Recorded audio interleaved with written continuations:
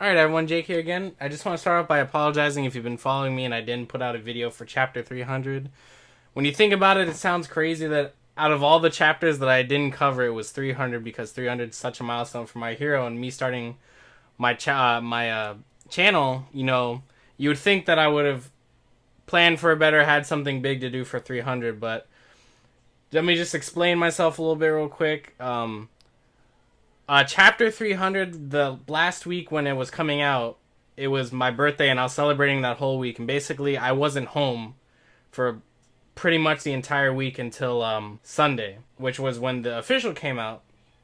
And the thing is that even had I waited, I wouldn't have been able to read it on Sunday because of the way it worked was I was taking a friend to the airport, and pretty much after that, I had to go to work the whole day. And I was basically going to be wiped out. And I knew I wasn't going to be able to read it till Monday. And part of me really, really wanted me to hold out and wait to read it on, just read it and do a video for it for the channel. But basically it would have gotten up really late. I probably wouldn't have gotten much attention for the video anyways. And it was just kind of a cool coincidence that chapter 300, the scans for it, not the official, but the scans for it actually landed directly on my birthday.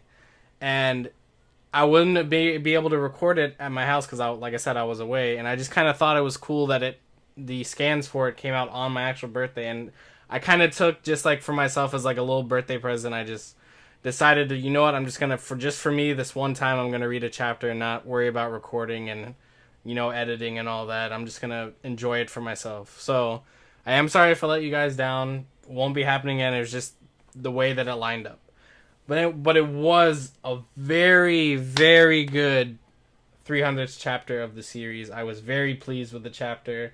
Finally seeing things that people like us have been saying would come to fruition, some people were basically saying, that the reaction that civilians would have to the situation that a lot of people were saying, that us fans were overhyping that, the society wouldn't react the way it was, which is exactly, and now it's playing out exactly how we thought. The civilians rising up, basically saying "screw you" to the heroes. We'll do it ourselves. We'll fight off the people, and it not going well. So I'm very pleased with the last chapter, and I'm hoping that we continue with the Todorokis this chapter, because I just don't. I'm hoping that it. The thing is that typically sometimes they'll set stuff up at the end of the chapter and then they'll just skip it, even if it's important. And I'm hoping that's one of the cases I really want to dive into. There's been so much with this confrontation that we've been wanting to see. So I'm hoping that's where we start off. So, anyways, let's not waste much more time. Let's get into chapter 301. Never in my wildest dreams had I imagined I'd be talking with the man dubbed the next candidate for number one. It is such an honor, Endeavor-san. Oh, it was Actually, okay.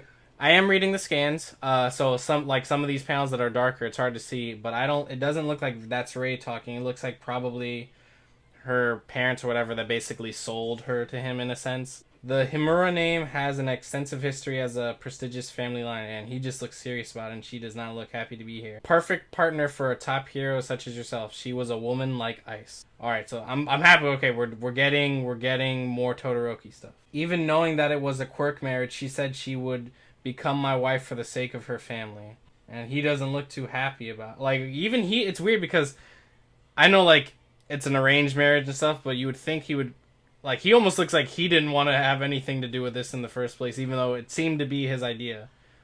Obviously she's not too fond of it, doesn't look like it, but let's see. Do you like those flowers? Yes. Beautiful, aren't they? Strong, yet if I touched her she might have melted away. Rei, are you alright? Not at all. That's why I'm here. Hell yeah. Careless handling of fire, first part. Oh, and it's showing Dabi's hand. Really roasted myself there. Okay, he's talking. And he has his white hair. Can't even feel anything.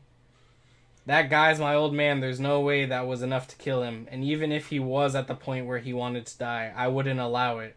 Now it's his turn to come forward and face the public. I can't wait to see that miserable expression on his face. All I've been waiting for is it's taken so much to get this far. Angie Todoroki, Mom, Fuyumi-chan, Natsu-kun, Shoto. Watch me in the pits of hell. Bro, he's fucking twisted, bro. Okay, flashback. Him when you can see a little bit of the white in his hair. He's wearing a fire shirt. I've been waiting ages for you to have a day off so we could train together. Why are you saying you can't do it now? I've told you several times already. I'm doing this for your own good. So this must be after his fire started acting up. Yeah, because he has the bandage on his arm, so it's when his fire was hurting himself. Quite the peculiar case. In regards to his quirk, he's inherited your fire. However, his body is dominated by his mother's genes. To be precise, he's developed a body that has an aptitude for the cold rather than a tolerance to fire, which is something we knew. Well, this method of designing children, it's a taboo in this generation of quirks. It's better you quit now. I wonder, can't really make out the doctor. I was starting to wonder if that's Ujiko's. Today he's saved as many as 62 towns. With All Might on our side, we shall never submit to evil. Toya, if it's you, you can surpass All Might. Look at that face. He's just focused and angry. Fuyumi-chan. So what if I get burned a bit? I can handle it. I'm the one who understands my body best, and his hair's even more white now. But Fuyumi doesn't like seeing Toya-ni covered in owies. Aw. Fuyumi. Fuyumi-chan doesn't get it. Girls just don't understand, but I'm worried. I've already decided that I want to surpass him. Dad's the one who ignited that feeling in me.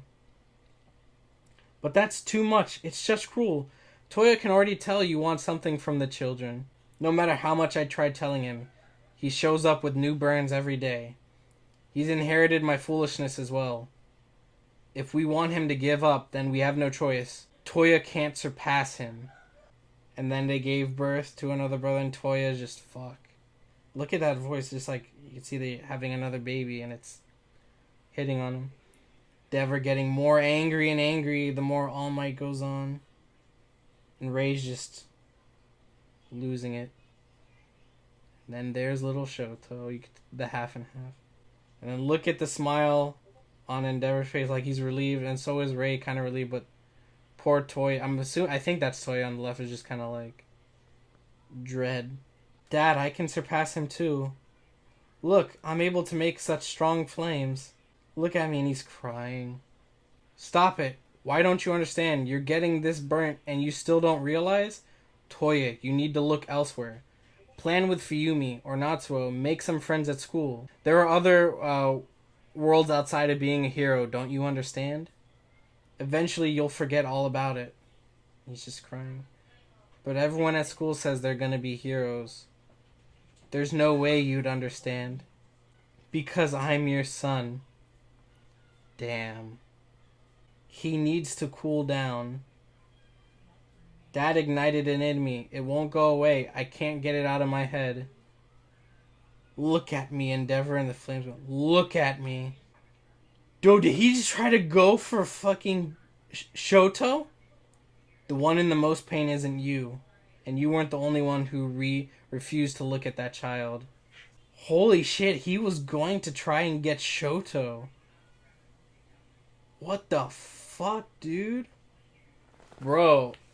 So, it does seem some of us were saying, while yes, it is partially like Endeavor's fault for raising Toya the way he did.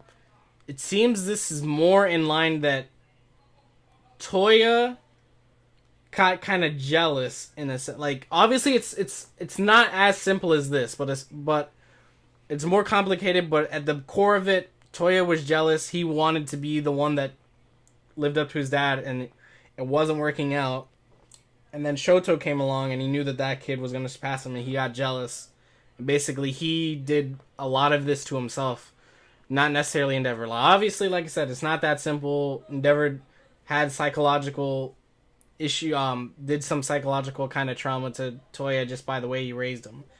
But Toya seems to be, the way it was framed before we started getting the backstory did seem more like Toya was pushed to the limit by Endeavor, whereas now it seems more like Endeavor was trying to get him to back off, but he had already got too far into his head of raising him to be this way, and now he can't come back from that, which is very interesting.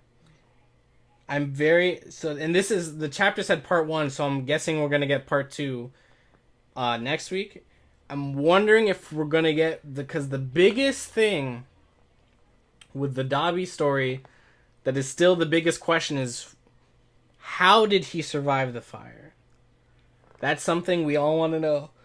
And because he was still like a kid and he got stapled up and all this stuff, and it would, I really want to see what happened with that. But this is a very good chapter. I'll be here next week. I won't fail you guys. I will be here next week. But anyways, a good chapter, and see you next time.